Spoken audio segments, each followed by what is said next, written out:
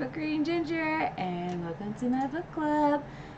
So, if you've been following me on Instagram, you know all about my book giveaway. So I'm very, very, very, very excited to give away a copy of A Curse of Dark and Lonely. Actually, I have it on my bookshelf. Curse of Dark and Lonely. So, that's what's going down tonight, or just in a few seconds. I'm actually going to do this. So, I got all of you that commented on last week's live stream in my little, in my little, I don't know, this little Mickey Mouse pumpkin hat. I'm a big Disney fan, so yeah. And they're all in here. They're all in here. Okay. See those? They're in there. I did it old school style. Paper and pen. You commented. You got put in my hat. So, I'm gonna do it. Gonna do it. Have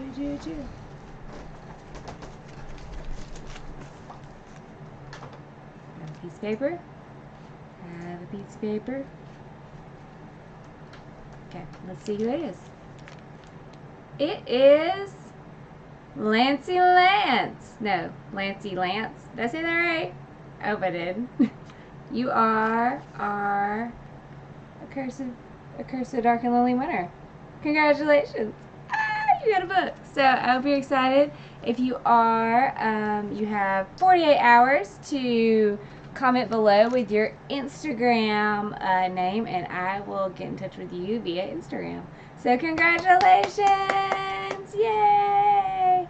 So yeah, just get with me by Friday night and say, comment below, and I'll get with you and I'll get you your book. So congrats.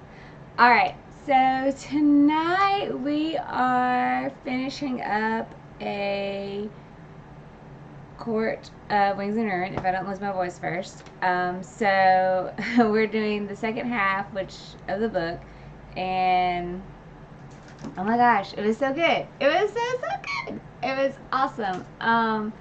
It was such an emotional roller coaster ride, as usual. Sarah J Maas, she makes us feel all the feels.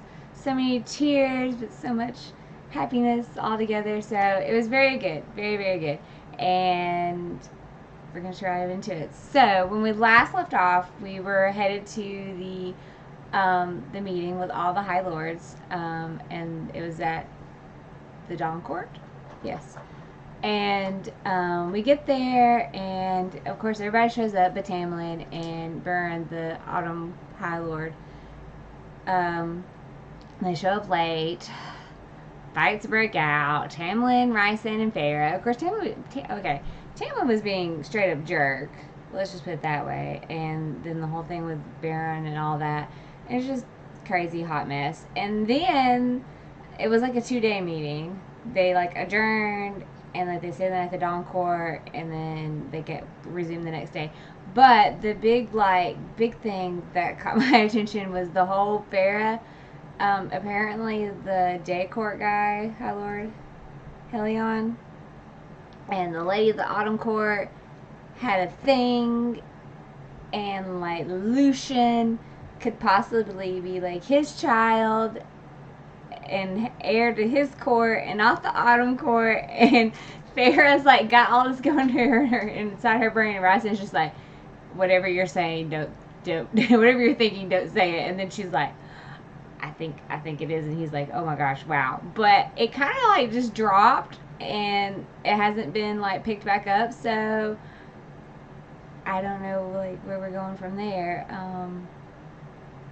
I don't know if he'll be it was never mentioned again in the book, so Farah mentioned it a few times, but we never got confirmation is this really is Lucian really his child? And it's so weird because Lucian's old, hundreds of years old. So it's just crazy.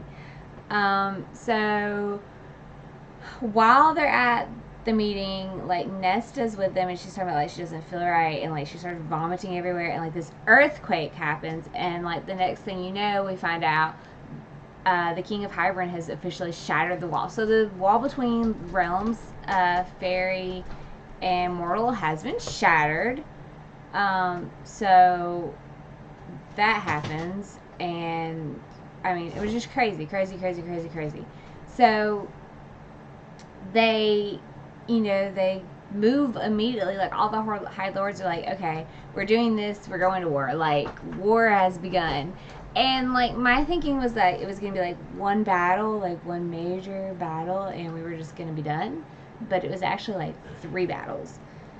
And it was just crazy. And it was just, like, feelings everywhere. So, we ready for battle. So since the wall's been shattered, like, Elaine, Elaine has been more herself since we found out she's a seer. It was really odd how, like, to me, she just thought it, like, it's like, oh, you're a seer, and everything just clicked. But she has been better and more herself. I mean, as more herself as she can be now that she's Fae, but she's been happier, I guess. Baking, stuff like that. So, just more herself. They glamour her to look more human so she can go to Grayson, which was her mortal fiance, and tell him, like, because apparently, like, he has, like, a stronghold that's built to kind of protect against Fae. It's kind of wimpy. When they get there, they're like, this isn't gonna work. But anyway, they want him to, like, let families in. So we get there, but, like, Grayson's already in on it because Jurian walks out. And it was just so crazy because, like, apparently Jurian's been on our side the whole time, even though he's been working for Hybern. He's really on our side, but nobody knew that. So it was like, what? But he had already talked to Grayson and kind of got things squared away there. But apparently he was for us this whole time. I don't know. It was weird. But he's like, Summer Court is under attack, like, right now.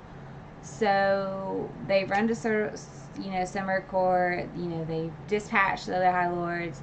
And so the first battle was pretty short, and it was over within no time. The King of Hybern, though, was not there.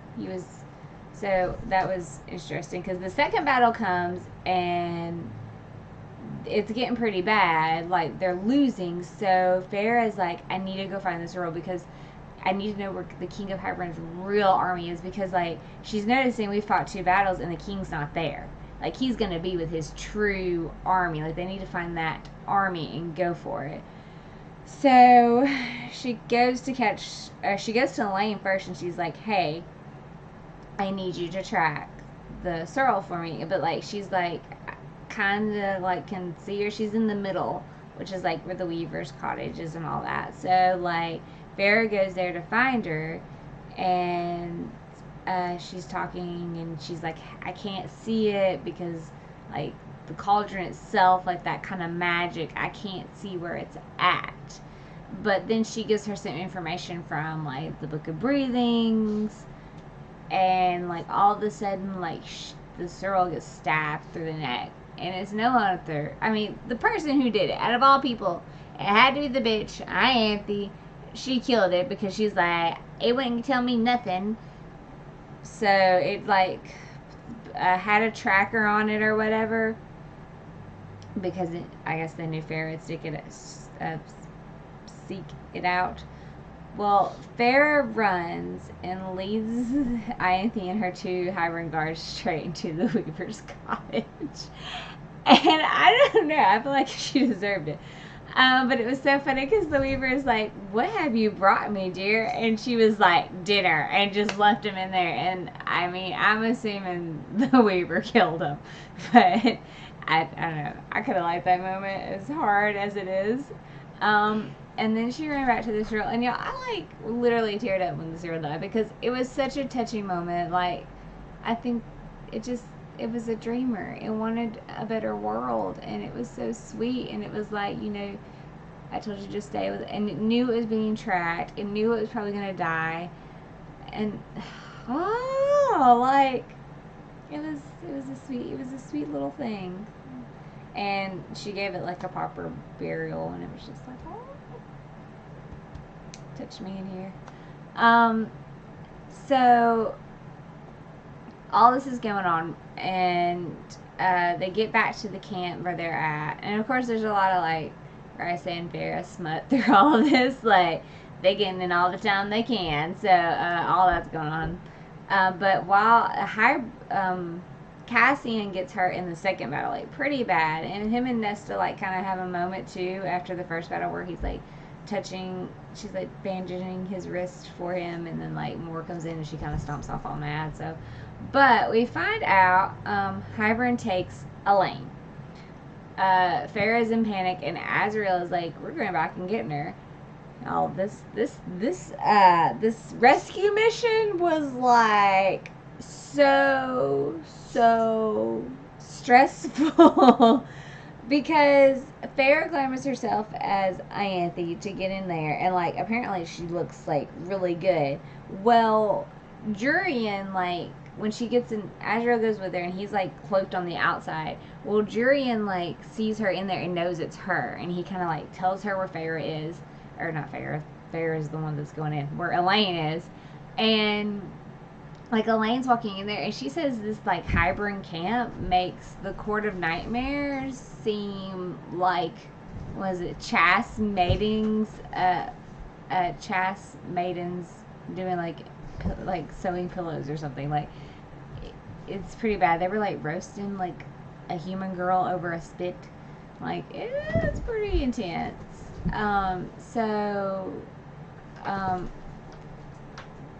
It was crazy. So she sees this other girl there too, this human girl, and she like wants to save them both because she's Farrah. Like I am so rude, but this moment I was thinking like, just take your sister and go. Like just get Elaine and go. Like, but no, Farrah had to get the human girl too. Not that that's a bad thing. That was a good thing. It was nice of her, but it was very intense because they get these two girls and like they get caught, and you know they're like go, and Azrael's there, and the king knows they're there, and the king is there, and she gets shot with an ash arrow, and then like Tamlin comes out of nowhere in beast form and like is giving them time to escape, and then Azrael's like, Farrah, I'm gonna need you to fly. And it's like, wait, what? And Farrah's trying to fly, and she's trying to get her wings up, but she said this spring breeze, I guess, sent by Tamlin kind of like helped her get her off the ground and get her afloat. Because they're like trying to get, they couldn't winnow into the camp, but they're trying to get out of the camp's, like, I guess, barrier to winnow out. And Azrael's like hurt, and Farrah's trying to fly, and I'm just like, oh my gosh, they're not going to make it, but they do make it. And it was very neat to see like Tamlin kind of come in and help her, like in the end. So that was sweet. I don't know how I feel about Tamlin at this point. Like he does some other stuff in a little bit that's pretty nice. So I don't know. We get to the final battle. So the night before the final battle, Farrah decides to go and look into that horrible mirror to get the bone carver on their side. And she says that it's a massive beast of claws, scales, and fur is like what lurks beneath her skin, and that's what she sees like coming up behind her. And then she sees all this other stuff, and like I remember her telling Rysand like she saw the worst parts of herself, but she loved them. Like she just learned to love herself. So the mirror didn't break her. It's kind of weird. But, like, okay, so the final battle, Farrah, Armin, Nesta, and Elaine, they're all supposed to go to the cauldron when, like, the Carnage with the rest of them are fighting. Like, when it gets messy, they're supposed to go, like, while everybody's distracted, go and run to this cauldron. And, we have the Weaver, the Bone Carver, and Fraxus, the guy that lives deep into the library. He came out to fight this battle because Farrah said she would give him a window because he wanted to look at the moon, the stars, and the sky, I guess. I don't know. I mean, the first time he just wanted some company. Now he just wants a window. I mean, I know he's supposed to be scary as all get out, but he seems kind of sweet in a way. Like, besides the fact that he, you know, it's like your deepest nightmares come to life. But I mean, the guy just wants company and a window. I mean, it's a simple little monster. I mean, he doesn't ask for much. He seems kind of sweet. So we have them. then 3 armies come to help. It's the Autumn Court, the Spring Court, and Jurian comes living an army of like Grayson's men, the humans from the Mortal Realm. So I thought that was pretty neat that they showed up. So the battle starts. Farah and then head to the cauldron. Well, Cassian and Nesta decide to go like distract the king. Anyway, it ends up being Farah and Amren at the cauldron, and like we found out that like Amren has committed the ultimate betrayal. She's lied to us. She lied. Like she wanted, she lied, and it was just like, wow, really? Like I didn't see that coming from her. I think everybody was pretty shocked because I was like, why? Like, why would you do this to us? Like, why? Yeah, but while she's touching the cauldron, she like gets flung, and she's seeing everything that's happened, and like she sees like Elaine and Nesta and Cassian and the King of Hybern all together. Or no, let me back up because I'm missing some things.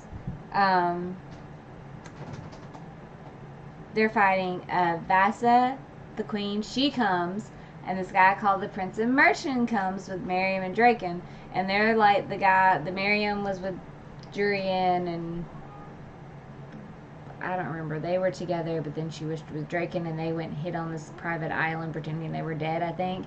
And they hid so well that like Bryson couldn't find them to ask for help beforehand, but somehow they heard about it, so they came on.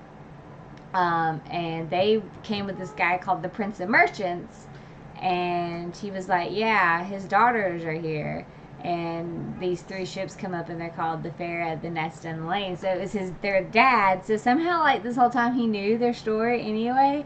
And I just want to know how, like how he knew. But while Farah is touching the cauldron, she gets flung to this scene, and it's Nesta, Cassian, and the King of Hybern, and they have their dad by the neck, and the king snaps their dad's neck. I felt really bad that he died. I wasn't just brought to tears because I haven't just formed this emotional bond with this character. I was more concerned about the fact he was always missing. And I guess now we know why, because he was getting an army. But, like, I just want to know how he knew to go get an army. Like, how? Like, how did he know what was going on? I was very curious about that part. Yeah, but I guess we'll never know. We might know. We might find out one day. So Cassian and the king go at it, and then he gets hurt, and then there's the Nesta and Cassian scene where I was like, oh my gosh. Nesta like flings him back with her magic enough that she can like run to Cassian, and they have this moment. He was like, I only regret never having enough time with you, Nesta. And I was just like, I ship them so hard. I want them to get together. And Sarah J Maas, I want you to write a novella about them. And I want there to be lots of Cassian and Nesta sexy scenes. I need it like so bad. I need it. I need it so bad. I need it like really bad. Oh my gosh. My cats are being crazy right now. They're like fighting on the floor. Being so bad. So they have their moment. And then like the king and Nesta like kind of are facing off. And like all of a sudden like Elaine comes up behind him and like stabs him in the neck. And she's like, don't touch my sister. And then like Nesta comes off, and they just slice it. Like Nesta comes off and finishes the job. And Elaine did it with Truth Teller. Azriel gave her Truth Teller, and she like didn't want it. And apparently he like never gives anybody his sword. Truth, like, or I don't think it's a sword. I think it's like a dagger. But apparently he doesn't give it to anybody. Never, like nobody has ever touched Truth Teller, and they've wanted to. And so, but he gave it to Elaine. So there's some Azriel and Elaine feelings going on.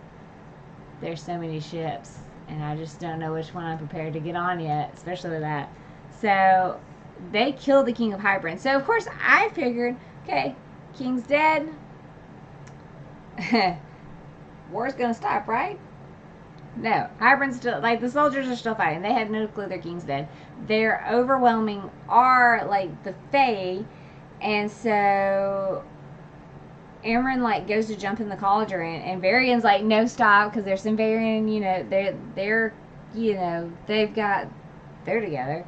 And she's like, you know, she just basically tells them, I've enjoyed the time I spent with you, and, you know, thank you for everything. And she jumps in the cauldron, and, like, when it pops her out, the cauldron, like, breaks into 3 pieces.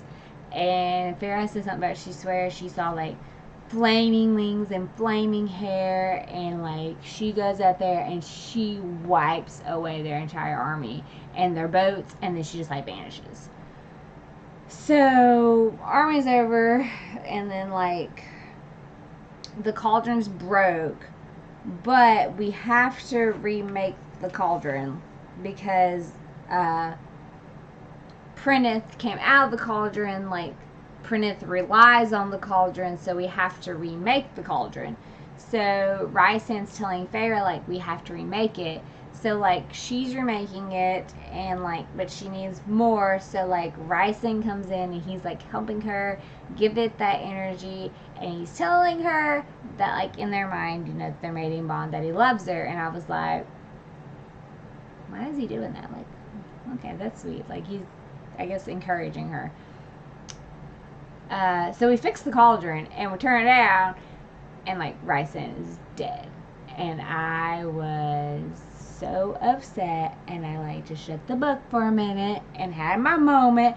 And then I was mad because I was like, Sarah J Maas, how could you kill Rysand? That's not okay. It's not okay. Or Rysand. I haven't even said his name right this, like, ever, but to me he will always be Rysand. But, like, I was mad, and I was sad, and I was so hurt. I was like, I was so hurt. And, like, you know, she talks about how he's gone, and then, like, she can feel, like the mating bond going away, but, like, she, like, talks about, she just tears, like, she grabs hold to a scrap of that mating bond, and she's like, stay.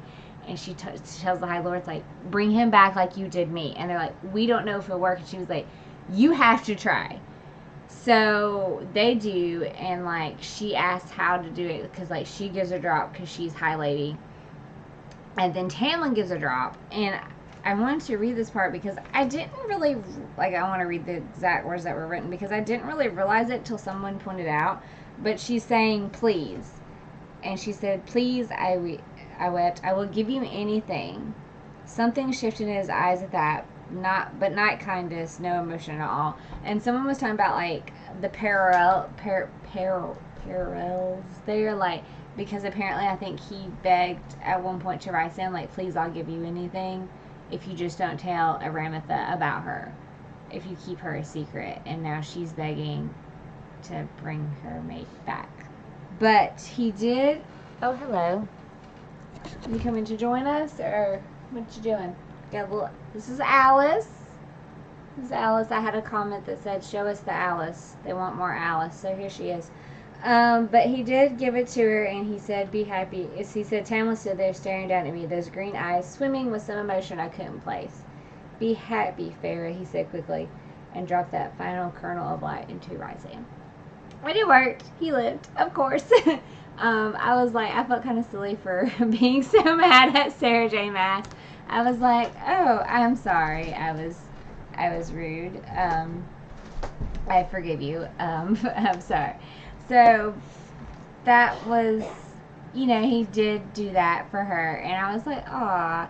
And he did make the comment that he did not get any, like, extra special powers. He was like, I didn't steal any of your powers. Like, y'all are all safe. Like, I didn't take your powers this time. So, yeah. So, with that, we kind of end. The cauldron's remade. Dracon and Marion are actually going to take the cauldron back to their place, since obviously their place is a whole lot safer if even their friends can't even figure out how to get in touch with them. So they're going to take the cauldron there and kind of keep it there away from everybody.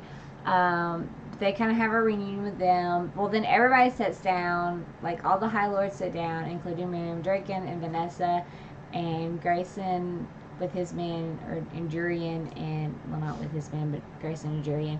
And they're wanting to, like, renegotiate the treaty. Like, Farrah kind of was, like, called in an order. She's like, I want to renegotiate the treaty. And, like, she told her whole story. She told her about her and Tamlin and her and Rysand, and, you know, like, told them all, and was like, I want to renegotiate this. And they did try, but things were a little tense, and they decided to try again later, at a later date, when people have time to go home and tend to their wounded and all that. So we never got a final say on the treaty. We returned to Valeris, finally. We're home. And it's over, you know. They celebrate. It's just that feeling of joyness because they won, and their family's all back together, all of them. And they're all okay. Like, they lived. And it's just, you know, it's over. And, you know, I think about them. They've been in the mountain for 50 years, and then they got to come home for a little bit just to prepare for war. And now finally they're home, and it's like, that we can breathe. We can live our lives now. Like, things are going to be okay. So, you know, they have a little reunion, and you get a little glimpse from Rysand where he's like, wow, guys, like, this is real. Like, him and Cassian and Azrael have, like, this bro moment where they're like, yeah, man, we did it. We did it. And, you know, they just get to live there happily ever after. It was so sweet. I absolutely loved it.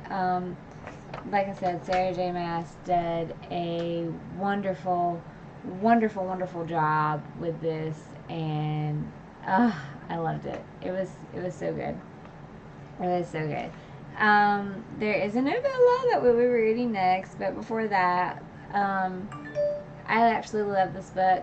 My heart felt so full and happy at the end. It was great. There's so many ships going on. I love Nesta and Cassian. I love them together. As far as Elaine, I love Elaine and Azrael, I'm not gonna lie. Like, when she got taken, he was like, we're going after her. Like, I feel like there's something there. He's been very sweet to her, even when, you know, even when she was back in her seer moments. But then, like, her and Lucian, you know, at the end, I think she even, like, invited him to come back to Valeris with them.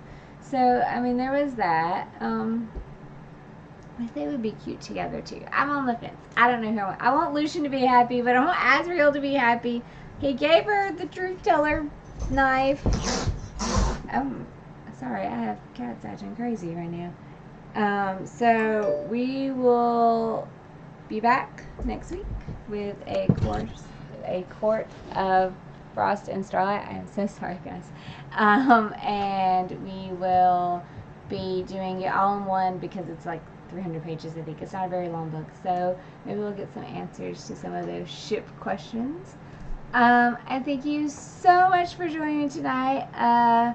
Remember, Lancey Lance, our book winner of A Curse So Dark and Lonely. If you will drop your Instagram name in the comments below, I will get with you, and you will get your free book, and you have 48 hours to claim it, so get on it, girl. Yeah, I'm excited for what's next to come. If you have any comments, comment below, like and subscribe to my channel, and if you're on Instagram, go to @thebookreadingginger and follow my Instagram page. I post all kinds of updates there. Thank you guys so much for watching tonight. I'm sorry I had crazy cats in the room with me. But I will see you guys next week. Bye.